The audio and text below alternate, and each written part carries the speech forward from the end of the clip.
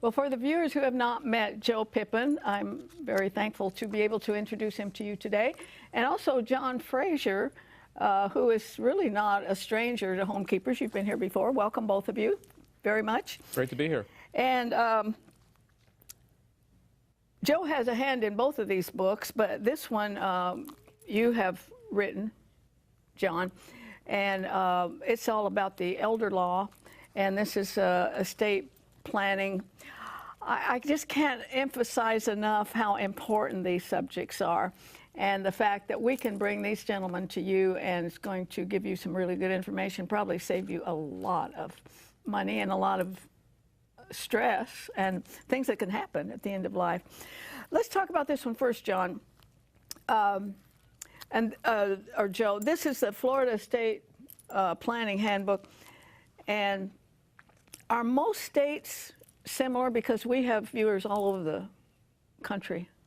Well, I think it's very similar that everyone watching needs an estate plan, and this is a very basic estate planning handbook to give you some ideas and things and options to consider. And everyone has three options, I say. Everyone can do nothing, which is the most popular option because people like to put this off. Popular. Or people that do something, the most popular option of those that have done something is a will. And of course, there's a living trust as the third option. The problem with the first two options is the person's actually chosen probate, whether they chose to or not. That's the consequence of their choice. Chose the court. And the court's involved. There's usually an expensive attorney fee, takes 6 months to a year. Doing nothing opens the door for being declared incompetent one day because you haven't planned to avoid it. If you die with an asset just in your name, even though you have a will, it goes through probate. And with a living trust is kind of the third option. I just call it a fancy will that avoids probate, avoids guardianship, makes it quick, easy, fast, efficient, and private. And a lot of people, you know, have got their estate plan just perfect, and maybe they have a trust and they've got a power of attorney, healthcare surrogate, and living will, and they're ready for the day they become incapacitated or die. If they become incapacitated, that's where John's was the main author of that book, of course. And he devotes almost all of his practice to Medicaid planning and protecting assets and maximizing what you can keep for your family, your legacy, and then maximizing what you can get in the way of It's government totally benefits. legal. Absolutely legal.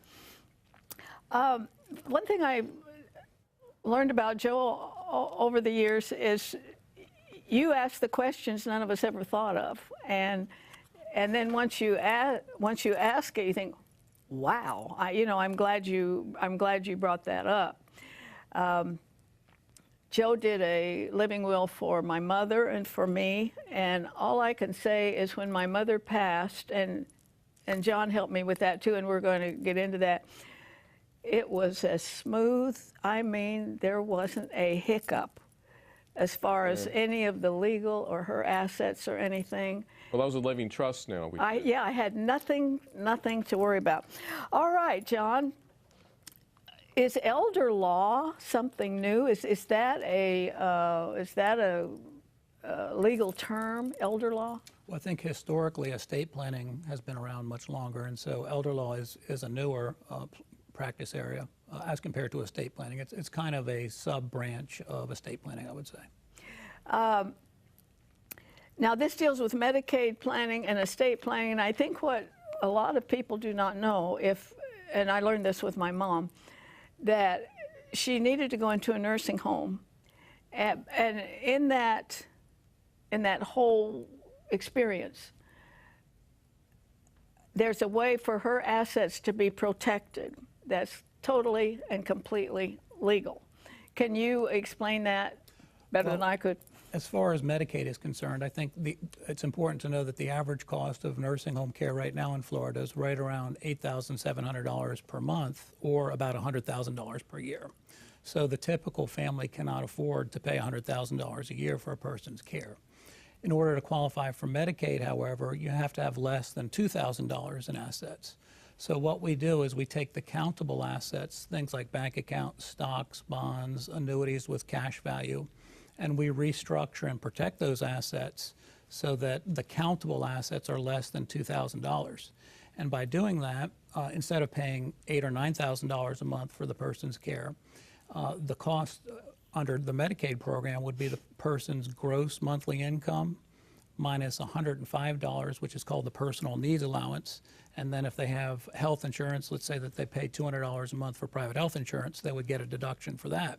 So if you take an individual with $1,000 a month in Social Security, instead of paying $8,000 or $9,000 a month, an unmarried person with $1,000 a month in income would pay $1,000 minus $105, the personal needs allowance, minus $200 in that example, meaning that they would pay something in the range of $700 a month for a nursing facility that might normally cost $8,000 or $9,000. Now, is that all explained in this? That's all explained in this book. Let me remind you again, we're offering these 2 books. I can't tell you how important this is. For $25, that includes shipping and handling, and if you want to just order, you know, the 2 legal books, we will know what you're talking about. Because, Joe, I've said so many times, you can read a good book on marriage or something, and it can change your life. Maybe 1 paragraph could change your life. You're getting information that you didn't have. It's the same with legal problems and legal situations. Yeah, let me add to what John just said, though, because there are a lot of people, John talked about a single person. A lot of times there's a married couple, and there's a healthy one, a community one, and one that's in a nursing home. And the healthy one at home is worried that all of their assets are going to be taken. So John's example talked about a single person, but a married couple, let's say the spouse at home is worried about what they can keep. And that's much more than the $2,000. So the community spouse can keep a home. What's the number, John? 120? It's right around 120,000. 120,000 worth of other assets. And then the one at home can position other assets to become non-countable. So there's really a lot more that a community spouse can save more than the $2,000. And all that's totally legal. Yes, totally legal. And I cite to the law in the book too. So, is it true that your home is always exempted? well, in the old days, the homestead was exempt. There was an unlimited homestead exemption, but the Deficit Reduction Act of 2005, which the state of Florida adopted in 2007, started out with a $500,000 cap, and now it's up to around $560,000. So in the old days, it was an unlimited amount, but now there is a limit on the homestead. In the old days, you could have a $10 million home. Exactly. Yeah. Now, if the spouse is exempt. living in the house, there is no limit on the value of the house. Joe, I want to go through some of the things that really are covered in this Florida State Planning Handbook. And like I said, don't let the word Florida scare you, because these are just questions that you need to be aware of. And, you know, if you don't even know what the question is, you're sure not ever going to have an answer for it. Everybody wants to move to Florida, too, right? Yeah, So that's right. That's right. Okay, a durable power of attorney. I have 2, but I trust them both. So what is that person's responsibility? Well, I wouldn't say exactly they have a responsibility, because they don't have to perform if they don't want to. There's not legal that they have to do things. But the reason anyone would do a power of attorney is to give someone the power to do anything that you could do, so you would never be declared incompetent, because they have the power to do it for you. So it's a great tool to avoid a guardianship proceeding. It's a great tool if you had a stroke or 6-month illness and couldn't do things for yourself, for someone to jump right in and take care of things for you, so the court would never be involved in the process. Under Florida law, there's some special powers now created in the power of attorney that I put in all the documents. So if a person had to use a power of attorney, they could go to John, and John could do everything that he could do, because the special powers were authorized to do a qualified income trust and to move assets around to non-countable categories and things like that. So it's very important to have a power of attorney for everyone. Even if you didn't have a will, a power of attorney is very important. It could be your attorney, couldn't it? Could be your attorney. The reason I brought that up, that people would be aware, my mom was in an assisted living place for about 3 or 4 years, and there was a lady there, and she was real big. She wasn't overweight, but she was very big, in a wheelchair. I always took my mother outside when I go see her. When she could walk, we'd walk, but wheelchairs, no. And I asked one of the workers there about this lady. I don't know, she touched my heart, but I was afraid to take her out in a wheelchair in case she could get hurt because of her size. No. And that attendant told me the only person who had ever come to see her was her attorney. And I just wonder how many people are out there and how they really need to be able to trust an attorney if there's no one else. And I understand he would come to visit her and things, but there's so much to consider depending on the person's personal circumstances. Yeah, the power of attorney that I do most of the time also includes a health care power. So I feel a little awkward. I had a conversation this morning with a client about making his health care decisions. And it would be so much better if you had a family member, even a distant family member, that would be uncomfortable. Make a health care decision for you. And a lot of clients do a living will that says if they're terminal vegetative unconscious end stage, they don't want to be artificially prolonged.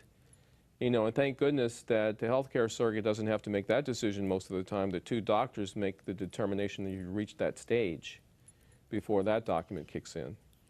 Do you know, though, I'm so thankful for all this information we can have because the laws get more and more complex, and you gentlemen have been able to make them a little simpler for us.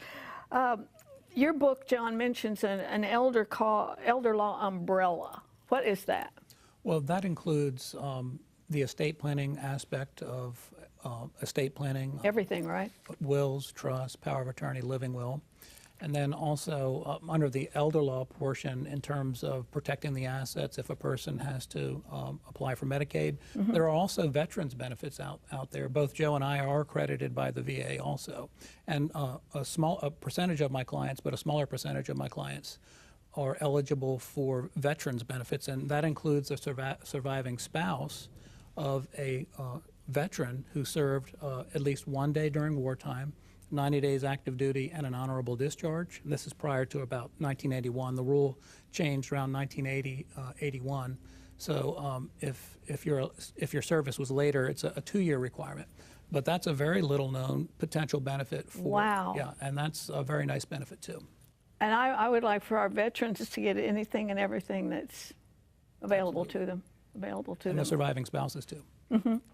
So if there's a veteran in your family and all, I would certainly encourage you to get these 2 books. We're offering them for only $25 for 2 books, loaded with, what would it cost if they'd come to your office to get this information? Because, you know, you make an appointment, you have to pay. I'm going to post our website up there pretty soon. And the website, we have a flat fee schedule that we discuss what fees are for Florida people that come to our office. Okay. Also, John, what about guardianship? Does this happen when someone's totally incapacitated? And we do want to put the website up, and you can go there and get all kinds of information. And it's on your screen now. We'll leave it up the rest of the program. Guardianship. Who chooses the guardian? Well, this happens when a person does not have a power of attorney. And I know that Joe is very experienced in this area also. But if you have an individual who never signs a power of attorney and then they become incapacitated and they can't sign a power of attorney, the only option that you have in Florida at that juncture is a court-ordered guardianship where the person is declared incapacitated by a court. So that's why it's critical. Is that always an attorney? If the court declares it? Well, the guardian's not necessarily an attorney, but there's going to be an attorney involved in the case. So it's typically an expensive court-ordered process, whereas a durable power of attorney is a relatively inexpensive document that will completely avoid that process. So it's critically important to take care of those documents before the person reaches the point where they can no longer make decisions. Does the court kind of have to nose around to find someone that person knows to be the guardian, or could it be somebody they've never known, never heard of? It could be somebody that they've never known, and I'm sure that Joe can comment more on the guardianship process. The court's gotten a lot stricter these days about who they appoint, and most people now have to attend like a 40-hour course at this local college before the court would even approve them. And that doesn't apply to all family members, but if it's a non-family member, they have to be very qualified to serve. I've known several cases, family members and also those who are not family, but that once they went and took care of this and got their living will and got their power of attorney and all that, it was like 100 pounds off of their Peace of mind. their life, yeah. Yeah, it's a great peace of mind to get it done. And most people dread the fact they're going to go have to do that. They don't like dealing with dying. They don't like dealing with parting with their assets. Some people don't like attorneys. No, I don't understand that. I like you guys. They have excuses not to do this, and they keep putting it off. And then when they finally get it done, they said, "Oh, that was so easy. It didn't cost that much. It was quick Right. and easy." And I'm so glad And it's it's not done. depressing. Yeah, I'm glad it's done. Well, hello, the Bible says it's appointed unto man once to die. It's going to happen. What they say about death is 100%. So you might as well, and I can tell you from experience and from those situations with friends and family that once you get it done, it's not all that expensive. In fact, if you have any assets at all, and one time you were on, Joe, and you explained how most people have a lot more than they think they do. Yeah, you start adding it up, it's more than you think usually. I tell you what would really bug me, and that is if it went to probate. That would really anger me to think, as hard as I've worked and I've saved, I mean, I'm great-grandmother now and I'm still working, and I praise God for that. But I'd hate to think that all the years I've worked, that would go Well, into... it won't anger you because you'll be deceased and you'll be happy where I you're don't going. know, I might come back. Say, how dare you. Gentlemen, we're out of time. Let me remind you one more time, friends, both of these very valuable, full of information books. Yours for $25. The information's coming up on your screen. And we'll be glad to get them out to you. And gentlemen, I'd like to have you come back sometime and just refresh this for the viewers. I know it is very, very important to them. We have absolutely wonderful viewers, and I'm thankful for the platform that we have to get this kind of information out, as well as health and a lot of other things that, you know, can kind of make your life better while you're here on earth. So this will not be the last time they're here. I do hope you'll take advantage, though, of these books that they have written. It could really open your eyes and help you to, you know, have peace of mind when you get it all taken care of. Please join me next time, remembering there's no higher calling than that of a homekeeper. God bless you.